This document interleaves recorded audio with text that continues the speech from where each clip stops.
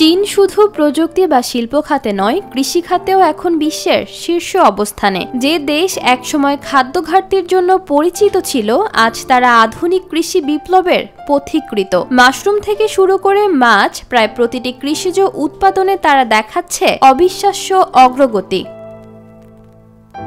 বিশ্বে যত মাশরুম উৎপাদন হয় তার প্রায় অর্ধেকই উৎপাদিত হয় চীনে। শুধু তাই নয়, চীন এখন বিশ্বের সবচেয়ে বড় মাছ উৎপাদনকারী দেশ। তারা মাত্র 1 হেক্টর জমিতে 4000 কেজি পর্যন্ত চিংড়ি চাষ করে, যেখানে বাংলাদেশের উৎপাদন গড়পড়তা 250 কেজিরও নিচে।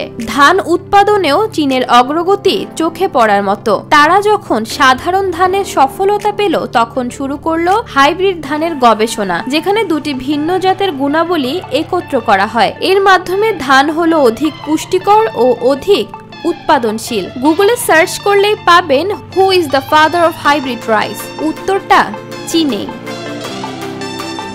তাদের কৃষি ব্যবস্থাকে করা হয়েছে সম্পূর্ণ যন্ত্র নির্ভর। ট্র্যাক্টর, ড্রোন, সেন্সর, স্মার্ট সেচ ব্যবস্থা সবই নিয়ন্ত্রিত হয় প্রযুক্তির মাধ্যমে। এর ফলে কৃষকের শ্রম কমেছে, ফলন বেড়েছে এবং উৎপাদন হয়েছে টেকসই।